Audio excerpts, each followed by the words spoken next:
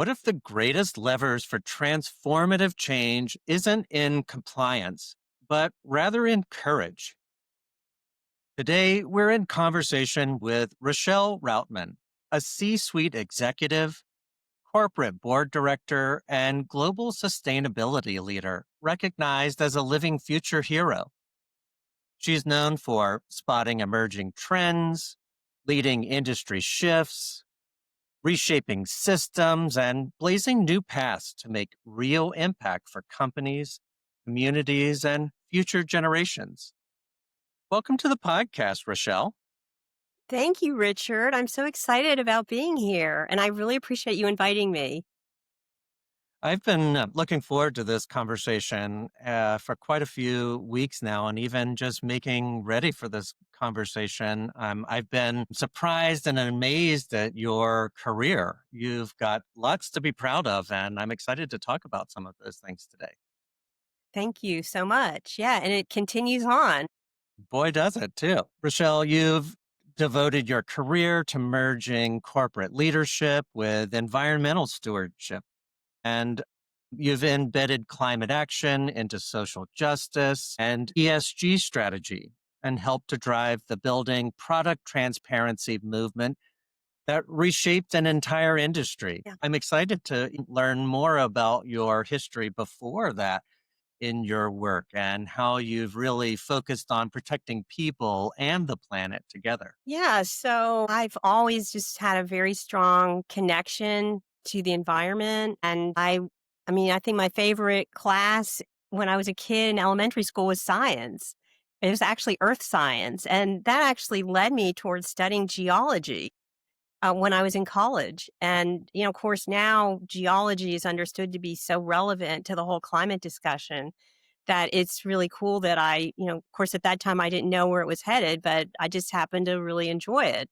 So that helped me land a job with the Georgia Environmental Protection Division. So that was my first experience working. And I did all sorts of fun stuff. Like I got to stomp around in solid waste landfills, which I think probably not too many sustainability professionals have had that experience, but I also worked with many, many manufacturing sites, probably at least a couple hundred around the state, most of them that had groundwater contamination, and worked with overseeing groundwater monitoring and remediation systems.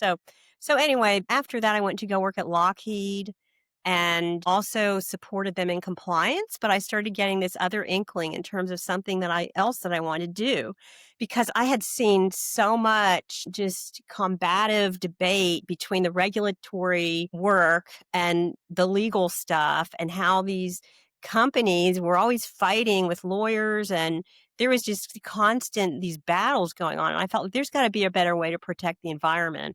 So I got really involved in looking at risk reduction. And I started this team, which was really great, that the manager that I had supported me called Pollution Prevention and Environmental Planning. And this was kind of a forerunner of sustainability. And so it was out of that, we became really interested in like ISO 14001, and we implemented that standard within the company. Mm. And yeah, so it's great. And then I went to go work for one of the largest electric utility companies in the country called Southern Company. And that was quite an experience because I spent a lot of time in coal burning power plants. Wow.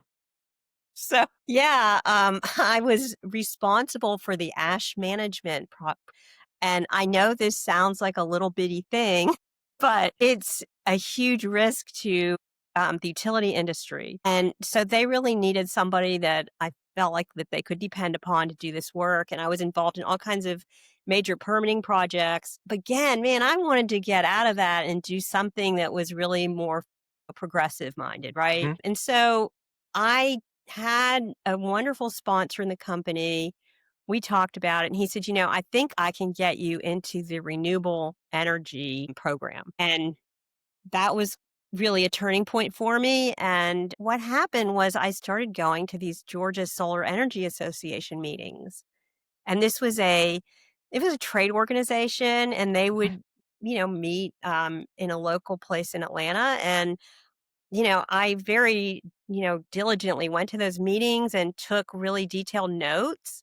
And of course, I was fascinated. I had met all of these people that were, all the solar installers and the developers. And I just was, really interested in all of that. And it was sort of a new field, and then Mhm. I would write up all these notes and I sent them to all the executives. Like carbon copied. Yes. And I was like, I wanted them to know what's going on, and I think they must have thought, "Wow, this is really unusual." Now that I look back at it, that was very courageous because, deep down, I knew that they saw that as a threat to the business, but I still felt like it was important to share that and just open up the conversation. Mhm. Yeah. Hmm. I Boy, so this is the part that I didn't know about your professional background. Like I've met you later on in the story. Yes.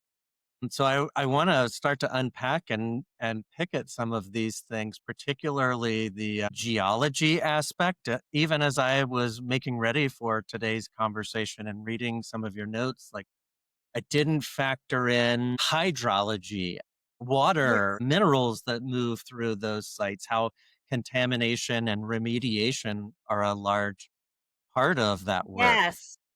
Yes, very large part of it. And I'm I feel like geologists are really the true earth scientists. This, spans such a diverse group of different types of, different research projects and all sorts of areas of study. Yeah, everything from paleontology, which is the history of how the earth came about, to now, the climate science and how the fossil fuels from the earth are extracted and then they're burned and then they release the carbon that was once stored in the earth and now it's in the Mhm. atmosphere. So all of these things are related, certainly along with, as you mentioned, hydrology and groundwater contamination and remediation. There's always a geologist that is present on these teams that is contributing to the hopefully better outcomes for the environment. Then you can see there's a common thread here too. You talked about coal ash and your work around that Yes. energy production, and then what to do with the leftovers and the waste Yes. afterwards. Risk mitigation comes into that conversation. But I'd love to ask a question in a little bit of a different direction. And I'm curious with your experiences in both site work and in an energy company and organization. Tell me a story about one of the dirtiest job sites you've ever visited or the dirtiest you have been visiting a job site. And yeah, to paint me a picture here about one of your experiences there on the site. Well, I would have to say I have some very vivid memories of when I first went to work for the state and being sent off to inspect solid waste landfills. And at the time, I mean, I don't know if they still allow this because it seems like it was very hazardous, but we would actually go out and walk on the landfill and your feet would just sink into all of this gunk. I don't know how to say. Muck boots up to Yeah, hip waders.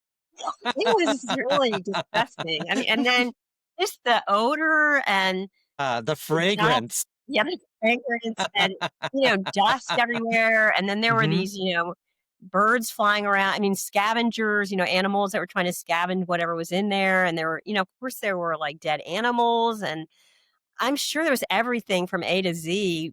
As I Hmm. mentioned, now I think there's probably more caution that comes into play, but there was medical waste in there. There was, you know, everything that people put in their trash. There's also construction waste in there. And, I'm glad that I survived all of that and didn't get injured because seriously, it's very difficult to walk around in there. And like I said, but it was a good training ground. It was an excellent training ground for me to understand the just the dire situation related to all the stuff that we're throwing away, where it ends up. Of course, in terms of the coal burning plants, that was not exactly the most wonderful environment either. And, walking into a coal burning plant and seeing the boilers there in front of you, it's extremely dusty, it's hot, it's, you can just become dehydrated very quickly. It's because, everything, there's flames all around Hmm. and, it's wild. Like you can look into these boilers and they actually have little peepholes and you can look in there and see the coal being burned. And, it's just really a great training ground for me. No, I can just see some of these links happening between this work. Yes, yes, definitely. I don't know, to this day, I guess I wonder, I still see a better way for the people that work in those places and, spend their lives doing that. I just feel like there has to be a better type of work environment and maybe something that is more beneficial to all of us and to Yeah. them, the people working there. Now my mind is starting to drift towards like senses of scale, and you're working on terra firma, and now you're starting to move to outer space. Tell me, tell me about like your work at Lockheed. Tell me about aerospace engineering, how you've started to make some of that transition, where you really started to hit your stride in terms of Yes. your works around risk management and really started to form community and of practice around your work. Yes. So Lockheed was really interesting. Of course, it's a defense contractor. And so when you work at a defense contractor, you're kind of working for the military. And there was like quite a long onboarding process where you just, basically learn all about what the military does and what Lockheed does and how they support one another. And it's very complex. They actually call it indoctrination, not functionally. Exactly the correct term. So Very telling. it is telling, isn't it? So anyway, their reason that I was hired there was because they had several hazardous waste storage facilities, and they also had groundwater contamination there from all the years that they used chlorinated solvents to clean the airplane parts. And really, pretty much all defense contractors have this sort of history, and many military sites do as well, because there just wasn't as much known about how to manage hazardous waste back then.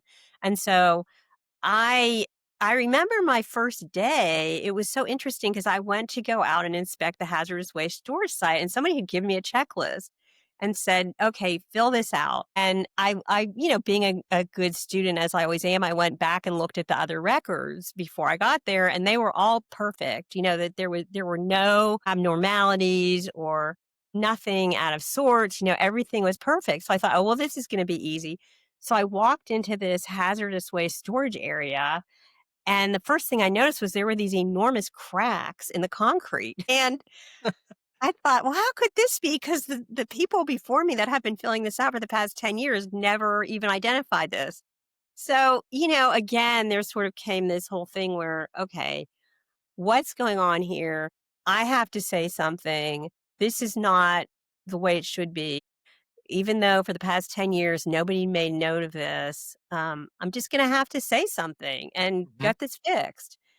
And, I felt like throughout my career, I was always kind of the one to kind of stand up and say, excuse me, you know, Hello. this isn't quite right. And Mhm. so, it was really a good experience. So again, I had a good manager and she was, supportive and she said, okay, I didn't realize that this was a problem, but we'll go out and get it fixed. And Oh, yeah, so I just, I felt like, wow, this is really great to be able to, here I am so young and I'm able to say something and speak up and somebody's going to do something about this. So that was great. And then the other thing, is just dealing with all this groundwater contamination there and managing that piece of it. It's just very complicated. And I also filled in for the industrial hygienists, where there were, when the mechanics would go inside the airplane fuel tanks to clean them, there would need to be somebody outside of the tank to make sure that they did not get overcome with the Mm, fumes mhm. and that they would be safe. And so you'd have to stand out there and monitor this. Anyway, at the time, the ozone depletion situation was going on, and we were switching out chlorinated solvents for less toxic cleaning agents that did not destroy the ozone. And it was kind of exciting because I got to go to Montreal and speak on behalf of the company about the work that Oh. had been done. In yeah. And I even have a little watch from the EPA that says ozone champion or something. Ooh. I know.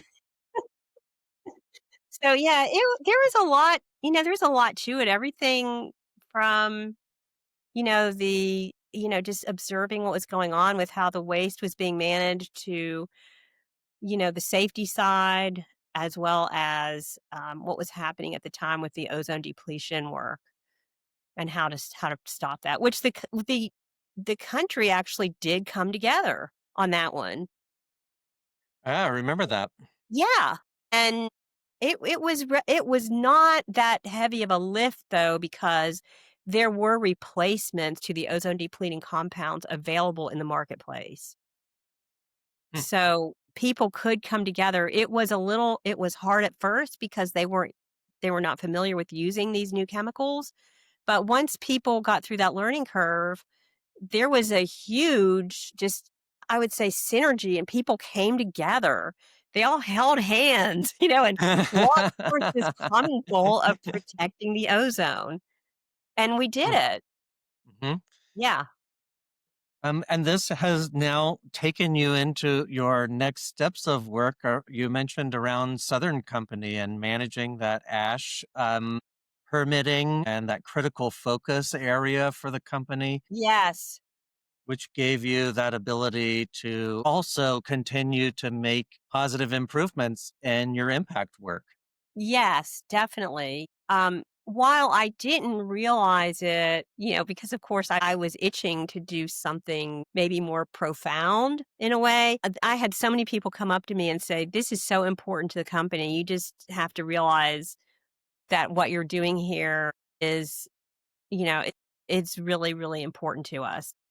But what eventually happened, and maybe it was because I developed a reputation of being very dependable and organized, and I also, at one point, EPA decided that they were going to audit every single ash pond in the country and that they were going to start shutting down power plants if you didn't pass. Hmm. And so what happened, I mentioned that I was serving in the renewable energy division. And one day, the vice president of environmental affairs said he needed to see me. And he said, "Look, Rochelle, do you realize that EPA is going to be coming and auditing all of our ash sites? And I'm really afraid because, if they find anything wrong, any little thing, they'll close down the plant." And he said, "So we've all gotten together and we decided there's only one person, this entire company, that we can depend upon to get us ready for these audits." He said, "That's you." You start today. So That's anyway, amazing, though. yes. So I did do that, and I worked very hard with all the plant managers, and I visited all the ash ponds, and that was also really difficult, very, very physically challenging to Mhm. hike up and down those ash ponds. They have very steep slopes, Mhm. and you certainly don't want to fall in one, right? But so was months, like maybe 6 months of work, and then there was this really interesting thing that happened because after I completed that, the CEO of Southern Company, who I will always remember as being a very kind person, got in touch with me and said, "We have to issue a sustainability report and we have to do all of these, we have to respond to all these questionnaires." So I have them all over my desk. And these are from shareholders, and we have these nuns that are interested in what we're doing in terms of climate change. He said, I need somebody to help me with this. And so I was sent to Southern Company on a temporary assignment. And I worked with the corporate communications department Mhm. and met all those people and just became very fascinated with messaging and how to, I'm just, I love to write anyway. But I, so I had this amazing opportunity to do that. And around that time, I decided, this is really what I want to do. And how can I make this sort of my permanent type job, Mhm. instead of constantly getting pulled back into compliance things. And so I then proceeded to earn my lead AP. I became a lead Mhm. AP with a focus in operations and maintenance. And I had heard that Mohawk was interested and they were looking at me. They were wanting to hire somebody to oversee their sustainability initiatives. Yeah. So a friend of mine said, do you realize that there's somebody looking at you over there? I said, well, no. And Who, me? you need to go ahead. Yeah, right. You really need to go ahead and, you need to go ahead and apply for this job. It's online. So I did and had a very intense series of interviews. I think I must have interviewed like with 7 different executives. And I went at least 5 times back and forth, Atlanta up to Marietta to talk with them. And I did something that was really, again, rather courageous. What I did was I listened to everything that they said, and there were certain quotes that stuck out in my head as being very insightful. Mm. And I wrote all those quotes down and I put together this presentation. And then when I met with the president of the flooring division, who was the last person I spoke with, I prepared a presentation and I listed out all the quotes and I said, I'm here to solve this, what these questions are and what these people are concerned about.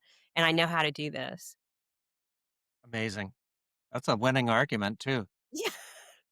And I felt very confident in this. And, the whole time that I had spoken with these people, I understood what the problem was is that they Mhm. had hired a whole string of consultants to develop this kind of patchwork message around sustainability. And it wasn't really authentic to the company Mhm. and it wasn't consistent. And you're helping them find their voice, it sounds like, helping Yes. them even define that voice. Yes. So that was a very exciting time in my career because I Mm.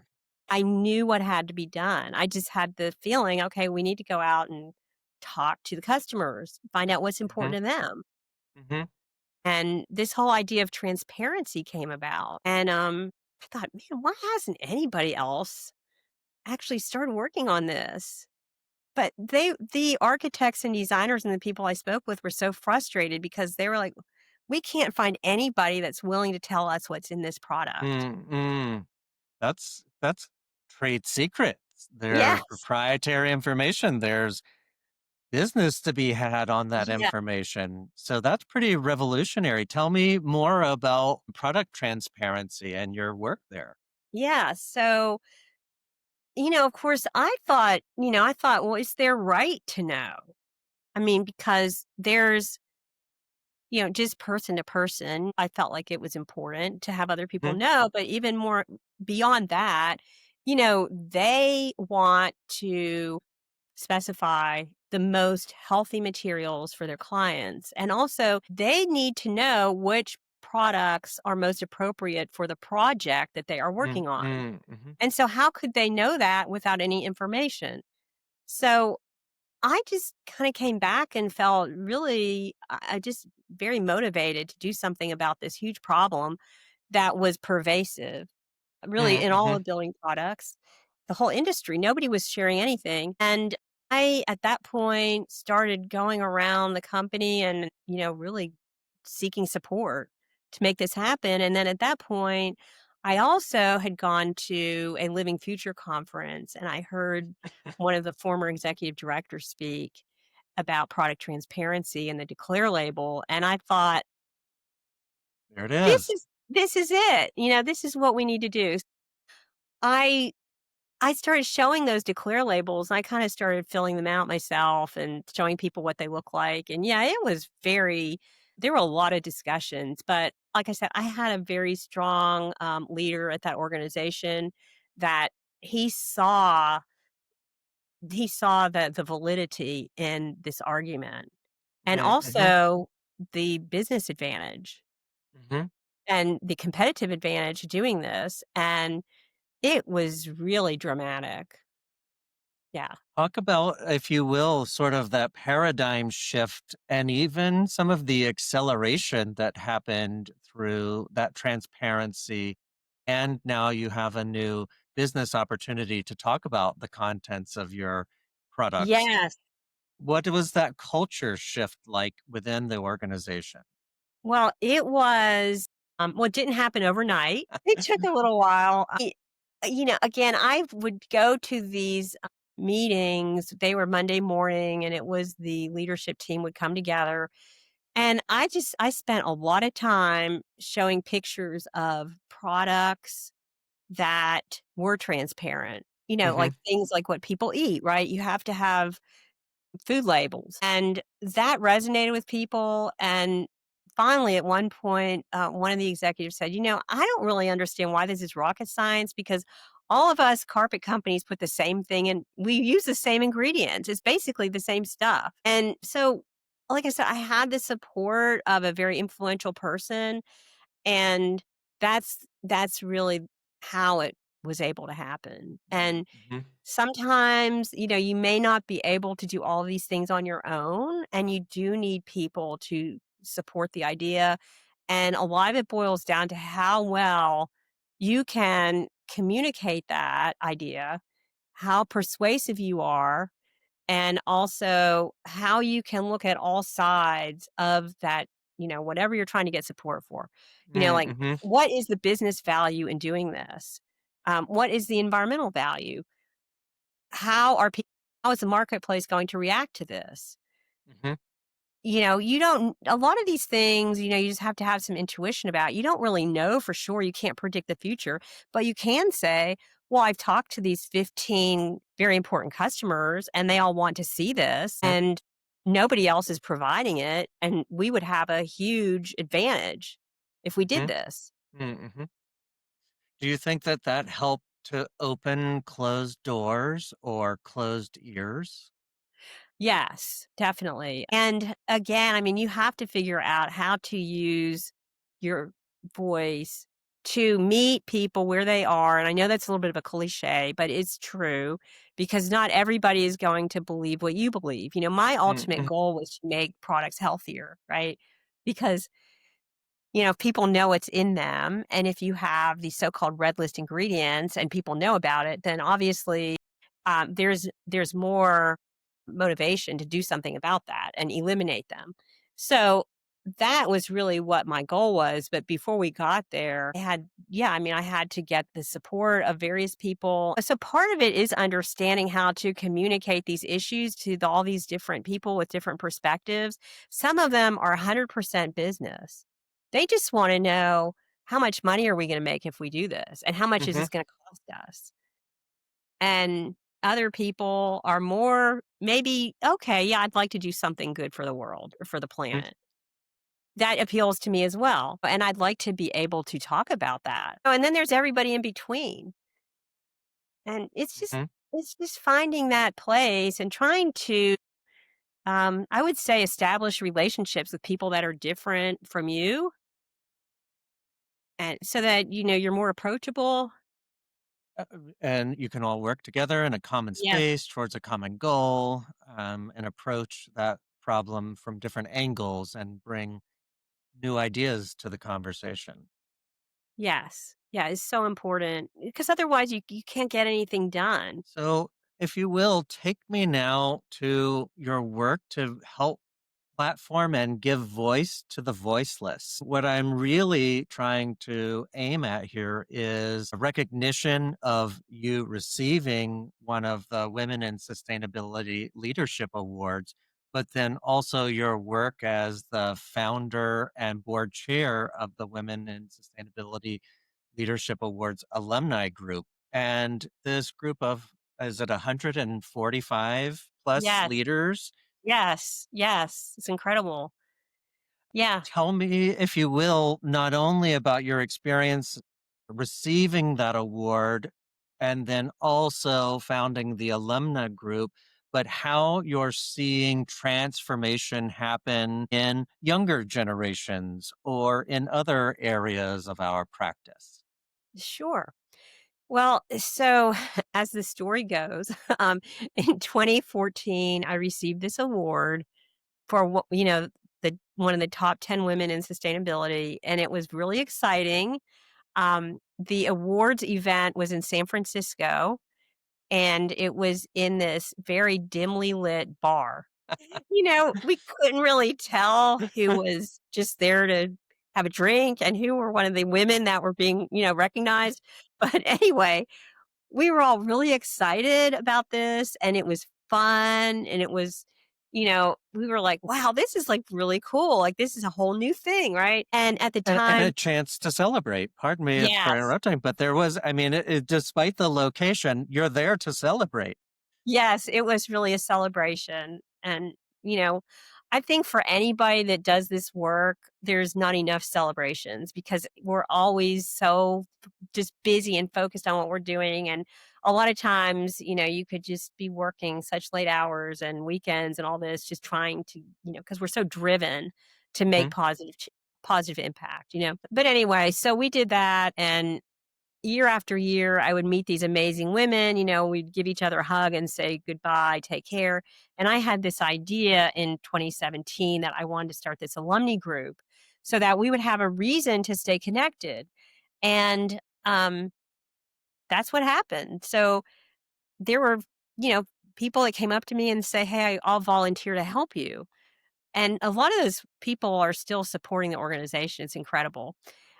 But then what happened in 2020, the organization, it was Green Building and Design, decided that they no longer wanted to do this. I guess they'd been doing it for 6 years already, and they wanted to do some other things, and I had spoken with the former CEO of HMTX Industries, and, he was very, very generous, very kind person who said, "I don't wanna see this thing die. If you can negotiate the certain price, I will help with this and make this purchase, and you will be the one to manage this with the other women." And it was just such an amazing gift, you It know? sounds like that.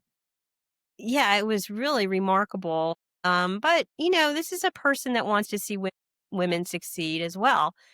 So that's what happened. And then I did transition this to a nonprofit that same year. Yes. So the women that we recognize, many of them have never been recognized for anything. And they are Mhm, amazing contributors that have solved all sorts of problems and created lasting change. They are also very courageous women, right? And they're all given a couple minutes to stand up and talk about themselves at the award ceremony, and it is incredible because it's they're so honest, and just so many of us can relate to their struggles. And then in the end, they've been recognized. So what happens, by the way, to many of these women, once they earn that award, they are then sometimes given great promotions. mhm, They have a stronger voice. They have an amazing credential to attach to their resume, which helps them get positions of greater influence, and they can do more important work. So there mhm. elevates the entire profession, elevates them, and of course, it helps all of us because we have women out there now that are pushing harder, able to contribute in a much bigger way, which really creates a better world, right? So there's just so many levels in terms of how important this is and the impact. Well, and specifically around impact, the reason that they're being recognized and awarded is because they've overcome Yes. huge obstacles at times or really tough challenges that seem insurmountable. And yet they're able to use their influence. Just as you said, many of them have never been recognized in Right. this way, yet they're still pulling the levers to make change happen at whatever scale they're at and wherever they are that day, that place, Yes. making those positive impacts happen for the future state. They may not even see the result of their Right. work at times. some of these projects last so long. Some of these Yes. activities may take decades to work through. So that seems amazing that not only is there this supportive network and community of women in leadership, women who are Right. making positive impact, but also women who have come across insurmountable obstacles and brought with them the learning lessons that can be Yes. shared and scaled. Am I Yes. off there? Or No, no, in fact, this is so interesting because so the organization has grown and I realized that with the number of board members that we had, there was just no way that we could provide the networking services and really support all of these women and their needs. And they all love the organization, by the way, and they want to see more activity and they want, more ways to connect and all these things like, technological ways to connect. And so I started thinking, okay, we need some new board members. And of course, these are volunteer positions because Mhm, all of us are volunteers. We do have one paid staff person who helps us with our website and that sort of thing. But anyway, what happened was we were really covered up with people that wanted to serve on the board of this mhm, organization. And they were all remarkable women. And then we had some earlier career women. And so I thought, okay, let me see if I can somehow fit these people into these positions and I thought, okay, we're going to come up with these board associate positions for the early career women. And mhm. it'd be like a board member in training. And they can go on and support any of the projects that they want.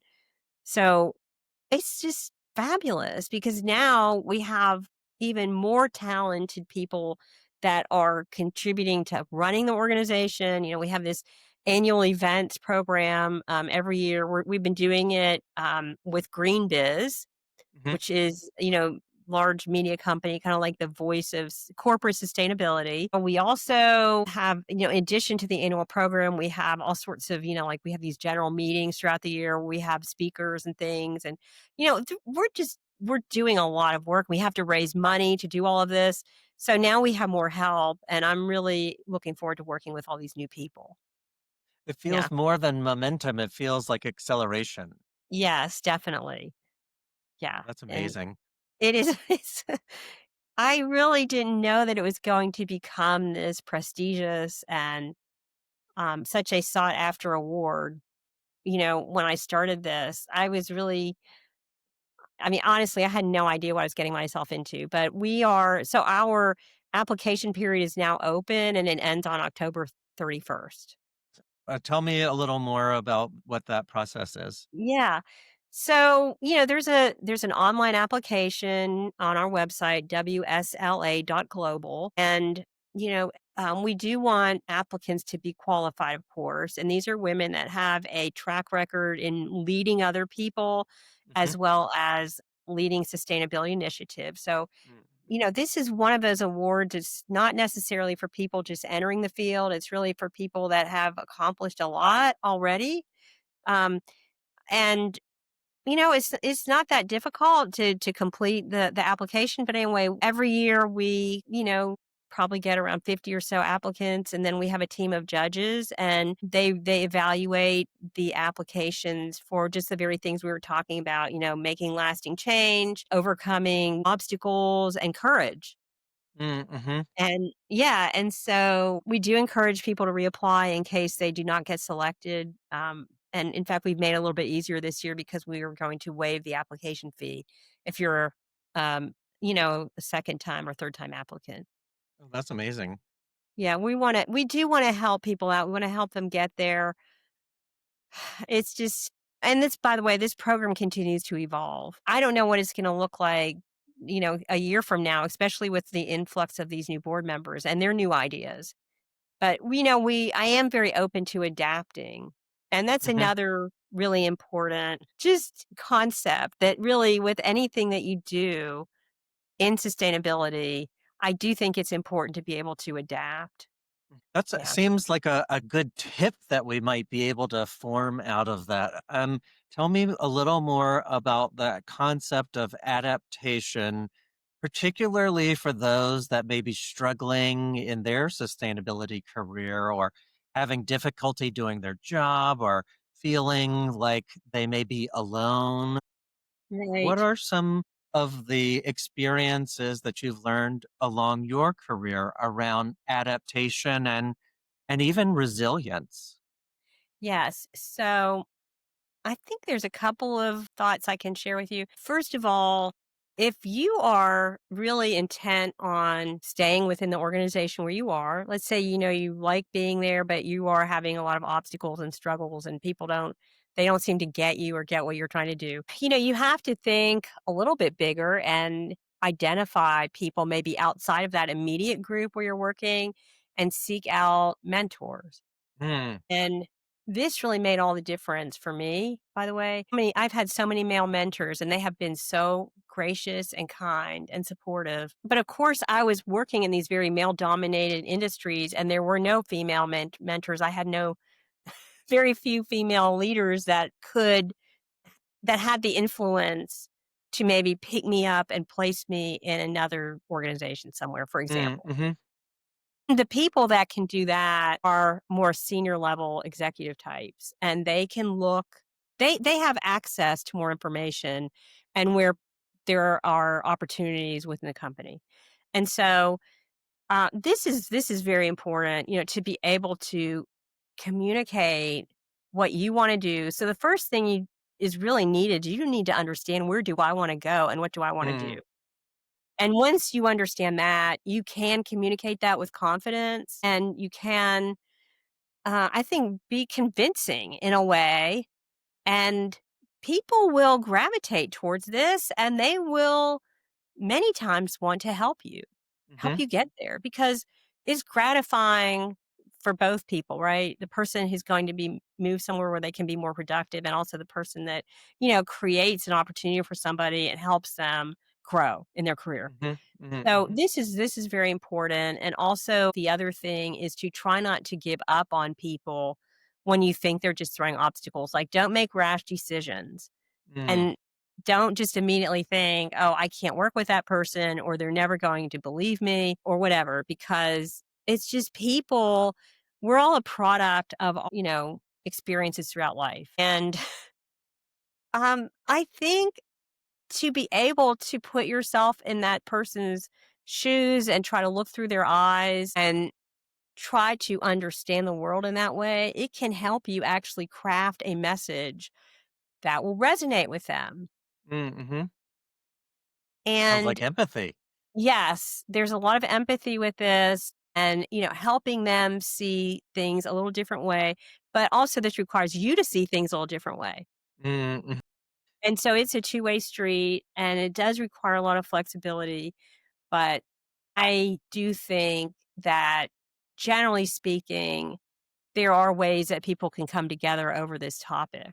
I don't know. I think there's still challenges, but in the end, if you find yourself really frustrated or if there's, maybe if there's an obstacle so huge that you can't overcome it, mhm, then yes, it might be time to move on. mm, And if you get that feeling, I think the important thing to do is to work very hard and you shouldn't really wait to that point. You should obviously be doing this throughout your career to build your knowledge, maybe obtain some new credentials. It's really a lifelong thing and keep growing. mm, And mhm, doing new things, and in that way, you will be able to pursue other opportunities. You might feel like, wow, this organization, I feel like I can't get anything done and this is complete done. And then you go somewhere else and you're a star. Now, it's just, you never really know what's around the corner and you have to just keep trying. So I mhm, guess to sum it up, my advice would be unless you are really ready to just say goodbye, I would try to cultivate relationships, find mentors, and do your best to connect with people that are not necessarily like minded. mm, mhm, And if it gets to a point where you just can't, you just feel like you've got to find another situation, then yeah, I mean, invest in yourself, which helps build your confidence level also. It helps you speak with more authority and then, look for You mentioned a key phrase that I would like to catch on to, which is that it's a two-way street. And I'm Right. really curious if you found in your experience that mentorship is a two-way street. Oh, definitely. In fact, the people that I have mentored have taught me so many things. And I would say, as well as I believe I have taught them things. I mean, I've seen a lot of people just flourish that I have worked with very closely, and they've gone on to do amazing things. And it's wonderful. It's so rewarding. But yes, they've also taught me things as well. Yeah, I mean, it is a two-way street. And I think when I work with a mentee rather, it's a way to express love for somebody else in the workplace. And Mm-hmm. we all need each other, you know? And so, yeah, I mean, this is a great way to connect and experience even maybe some sort of kind of family oriented exchanges with people where it's a system of mutual caring Mm, and mutual support. And really, what's so interesting is that when you invest your time and energy into another person, what happens is you both become very loyal to one another, mm-hmm. and it helps to shore up your support system in that organization. And I would also even take that a step further, a feeling of belonging, of Yes, inclusion there. You feel definitely. wanted and you feel valued. Yes, absolutely. Certainly, when I know in my past experiences of being mentored, Mhm. I finally feel, wow, I finally belong here. Wow, Mm. what happened? And yeah, I would like to help other people experience that as well. It sounds like you've had great mentors along the way. You've mentioned really good managers. Managers and mentors may not always be the same person. Have Right. you also had great mentors along the way, or has there been some overlap between mentor and manager? Um, Let me see here. Most of my mentors have been outside of my direct sphere of managers. Okay. Yeah, they have been other people in the organization that I have been, let's see, I had been either paired up with through a formal mentorship program, or else I just simply sought them out. Mm. Which, And just ask the ask, right? yes, just ask the ask. And a lot of times people are really busy. You know, this was also very, like very a little scary, right? Especially in these traditional organizations. But I think the first time I really started doing this was I just wanted to learn about the energy company, the Mhm. energy business.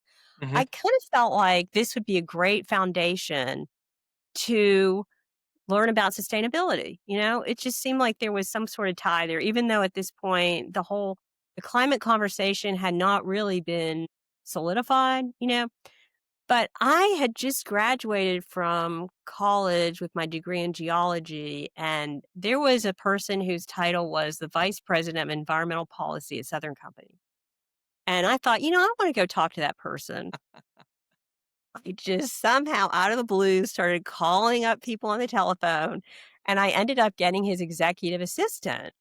Like, this was maybe after a few months, Mhm. and she said she was very nice, and I explained that I had just graduated from college, and I'm really interested in coming to work for Southern Company, and I'm I love environmental policy, and I really wanted to talk to this specific person there.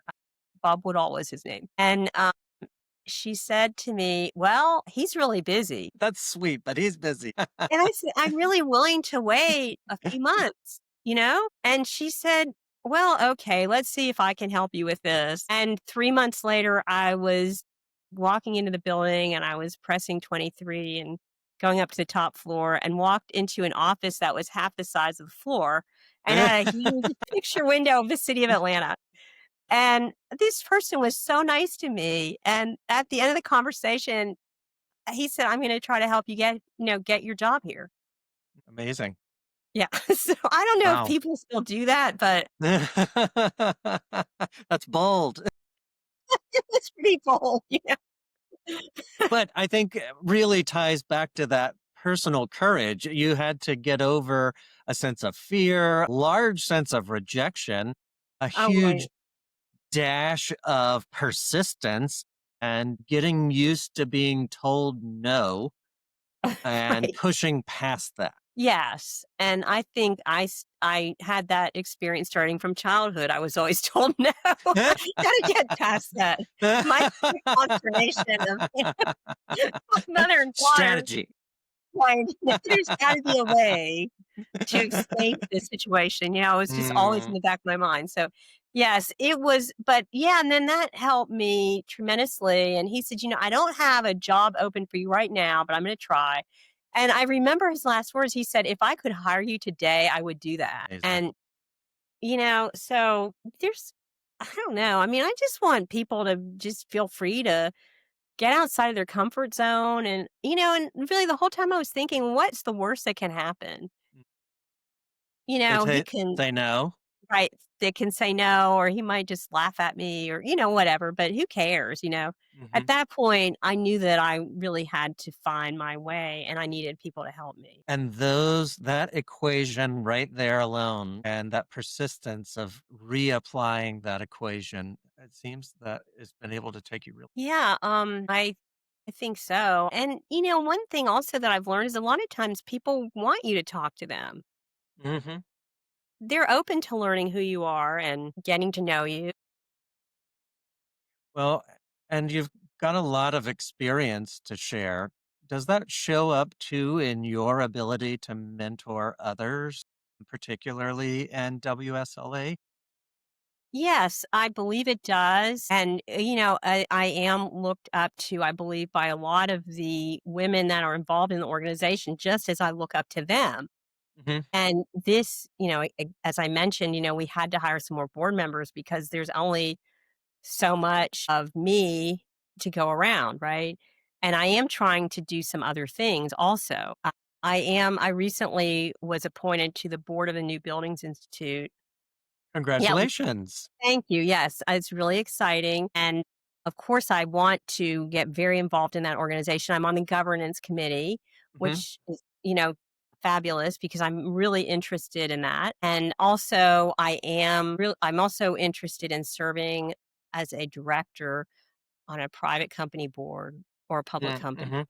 So I'm working with a coach now who's also a mentor of mine. And, I've been speaking to a few CEOs and I'm hopeful that something will turn up eventually. Oh, that's something interesting that you've mentioned here, and even thematically through our conversation, is that you're really utilizing the tools that you have around you for constant learning. Even now, you've mentioned you've got a coach who is Right. helping you to really tune your message, tune your skill set so that you can apply it directly where that fulcrum force is needed most. Do you find that you've had continuous education along your career path? Yes. And now though what's exciting is that since I'm not tied down to a full-time job, I have more flexibility and freedom to pursue different subjects that I'm really truly interested in more so than necessarily what I need to do. It's things, Mm, okay, mhm, this is a webinar that I'm really interested in. mhm, And, like for example, I like every month I try to log on to this webinar um, where people from these state agencies are talking about what they are doing in order to further climate change protection within their states. It's called the Climate Exchange. And, these people are working so hard in the face of such adversity at the federal level. And, again, it's that human spirit to really overcome and do what has to be done. And they're all supporting one another.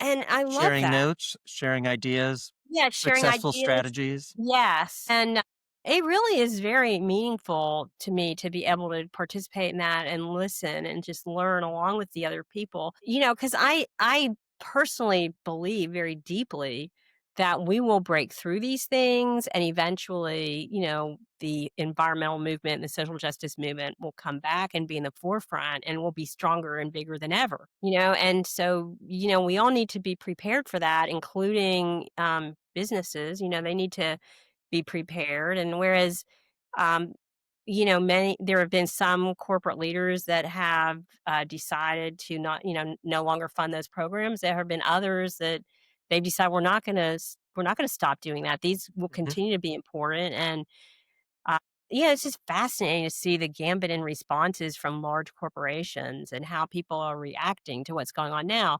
But, eventually this will all, even out again, and there will be, renewed interest and a desire for companies to continue to make positive change. And then the other thing is that the consumers have not changed their mind at all. They're still searching for healthier, more sustainable products and Mhm. also for products that have clean supply chains. We're seeing that no change in that. If not, let me rephrase that. We're seeing progress happen on that front. Yes. Yes, and so I think, companies that stick to this and continue to develop their programs, or maybe they're doing in the background, which is fine.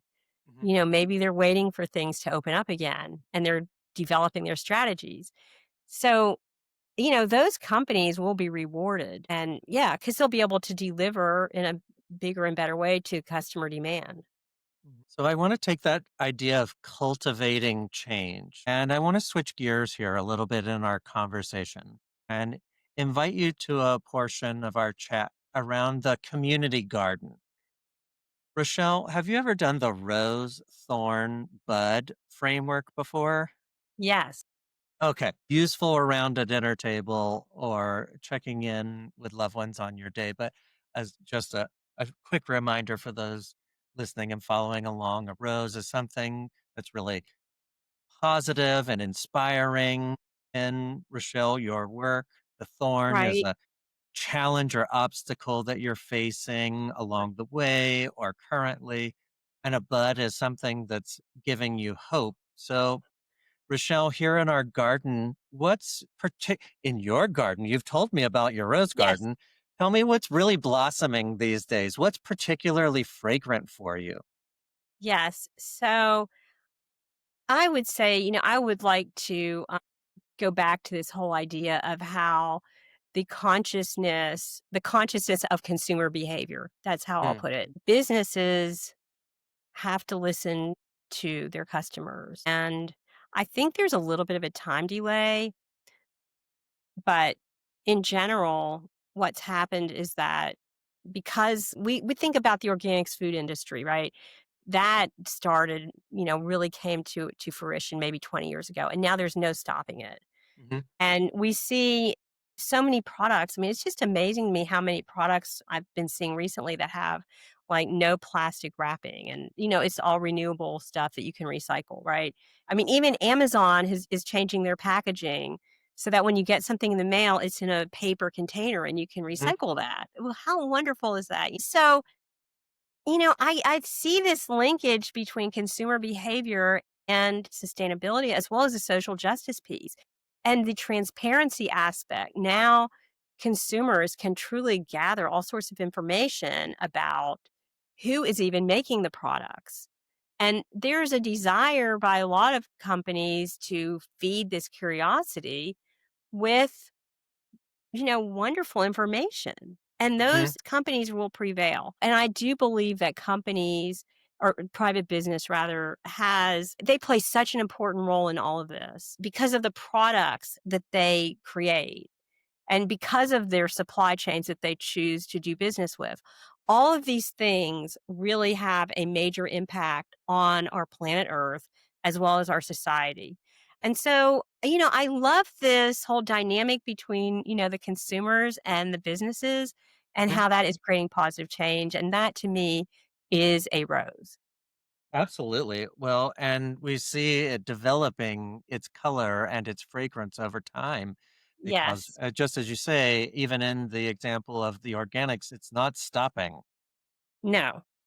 And even as you were describing this, my mind was wandering to just the sheer amount of information that is accessible, even through the methods that we Right. can access it now. 50 years ago, we didn't have the tools and resources to go deep dive into a product's sourcing and manufacturing process and whose hands that product has passed through along its supply chain. So now there's Right. so much more investigative Yes, it's and incredible.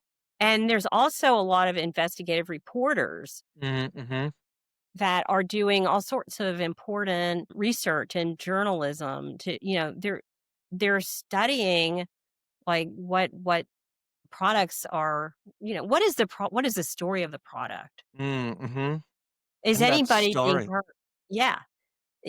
Is anybody being hurt, or is anybody, rights being trampled on, or animals being injured or hurt in this, the development of this product? Because even like with the cruelty free products in cosmetic industry, I mean, Mhm, this is something that has come about over time, and now nobody wants to buy cosmetics that have a trail of tears behind them. mhm, mhm, mhm, It's just, mm.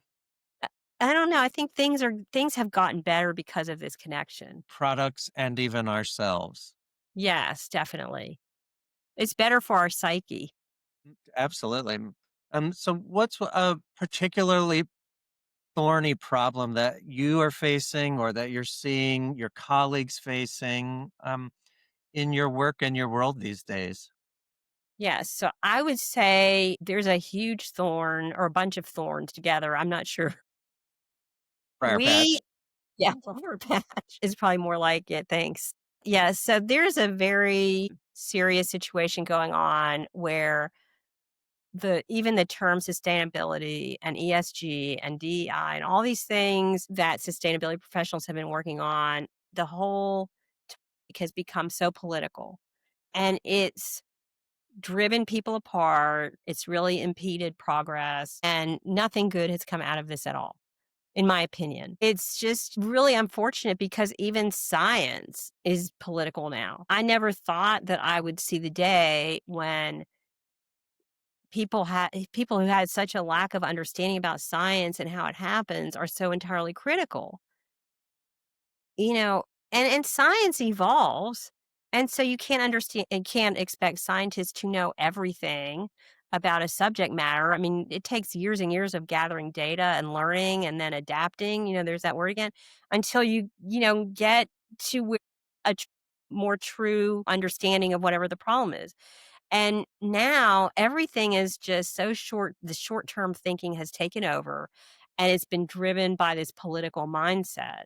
So that is very difficult, and it's causing a lot of problems, social problems, environmental problems. We've seen, what's been happening with environmental laws and regulations that are meant to protect for example, human health, our drinking water, Mhm, the rollbacks, all the endangerment finding with climate change, which, by the way, I remember when that actually came about and the EPA could finally regulate climate changing chemicals. mhm, And, mhm, environmentalists rejoiced because we were like, wow, finally there's a recognition that, carbon dioxide and these other greenhouse gases are pollutants. But before they were not considered to be pollutants. And so that was so critical. And now that may go away. Again, it's all like more politics over science. mhm. So that's just really awful. Yeah. Well, and something that you mentioned, or at least where my mind went from where you started, was that there's method to the science. There's the scientific Yes. method. There's hypothesizing of think that this is happening, but then start proving it out, yes or no. You might end up Right. with either of those answers. And so Right. to have the scientific method and then the political machine in having to balance out makes sometimes very lopsided, as we see even in our work today. That hard can make for real strong barriers in our work. Yes, and also, I think a lot of sustainability professionals, many that I know from USLA, for example, have had to, there's been a lot of people losing their jobs and just a lot of people struggling because of this kind of clamp down on, you know, the whole free speech discussion. A lot of this relates to being able to conduct yourself as an environmental professional. Mm-hmm. People are being told you can't say that or whatever. It was fine 5 years ago or whatever, but, now there's just all of these different obstacles and just, people are just bound by these, really unusual constraints that we've not dealt with before. But I just think that this is gonna go away. I really believe this, that we're gonna get back to where we were, and it's gonna be stronger and bigger, and just to anybody that's dealing with all these things, my advice is just keep working as hard as you can to make a positive impact and to not give up. What is that source of hope for you? What's that bringing you hope? So I draw on my education, understanding of the environment, and our natural world is self organizing and it's adaptive. And so, a lot of times, whereas, we've seen these, like, for example, mass extinctions in the geological record, that didn't mean that life on Earth, was over. Earth is resilient and it can bounce back, and it may not look exactly like it was before, but I don't think that that everything's going to come to a standstill, just like it doesn't come to a standstill in nature. And Mhm. so that is really the source of hope that I have. And also, the time scale is so much longer in the story of Earth and Yeah. the story of how it's changed over its lifetime and never stays the same either. No, it never stays the same, and it somehow manages to deal with all sorts of assaults, whether it be from a meteor or I was just internal as external, but then there's also a lot of grit there. And I mean that in both ways of that persistence, but also even in that abrasiveness and wearing down tough yes, structures over time. Wind is powerful, the earth is yes. powerful, waves and tides and gravity. Like there's so many things at balance and in harmony, but they all pull on each other in different ways. Yes, And I and think there's got to be a metaphor in there. well, yeah, I was actually just thinking about the metaphor of metamorphic rock Mm. and how, it has to deal with all this heat and pressure over, maybe millions of years. And then humans come along and we're like, wow, what are these rocks? They're beautiful. They're so These pretty. They're so shiny. we have, marble and things. It's just interesting Hmm. that, something beautiful was created out of all this heat and pressure. And yeah, so the earth is remarkable and I believe that we do need to look long term. Like we can't just think, although it's hard, I will admit, because it's hard to watch the news and not think, oh, what's going to happen today? But we really have to think beyond that and we have to look at the bigger picture. And I believe that we will get beyond this and we're just gonna, also the other thing is these circumstances like climate change and the issue with contamination in drinking water, it doesn't just stop just because it becomes politically unpopular to talk about it. It's not going to go away. Hmm. And so, If not worse. yes, exactly. And so, we're just going to have to, we are eventually going to have to do more and come together hopefully globally and try to deal with these matters so that we can we can continue to have a productive life on this planet and also the other living creatures that we share this planet with. It's not totally just about us. We have a lot of neighbors and we I believe that we will come together. I think that we have to do this and we've made fits and starts, like with the Kyoto Protocol and that sort of thing. I just feel like we will come back to these sort of global initiatives because that's really what it's going to take. Active action. Yes, collective action, right. at a huge scale. Yes. So here's my last question in a wonderful conversation together. Thank you so much, Rochelle. Um, you happen to live in one of the Earth's pretty places, but I'm really curious about where you go in nature to recharge and regenerate yourself. Yes, so I am somewhat partial to the beach, and I really do enjoy the beaches in Puerto Rico Hmm. so much, and I like to I also do like to be in forest environments, and we also have a very pretty backyard where I live, and I enjoy rose gardening, so all of those places, of course, some are more accessible than others. I can Hmm. step outside anytime I want, but I really do, especially there's something that's just so cathartic about the waves coming, into shore and then going back out to sea. It's just really relaxing and soothing to me. And I think that's the reason why a lot of people probably enjoy the beach. Hmm. I'm from a beach place, so I definitely understand that Yeah. feeling. But I am kind of interested to ask you about your rose garden. What Yeah. have you learned? Some lessons along the way of tending to a garden? Roses can be have personalities, and I'm really curious about your experiences, like what you've learned, where you've failed, where you've succeeded, even in your own backyard. Yes. So basically, what I do grow antique roses, and a lot of these roses are really hardy and they don't require spraying or chemicals, which I don't want to do that because I don't want to hurt the pollinators.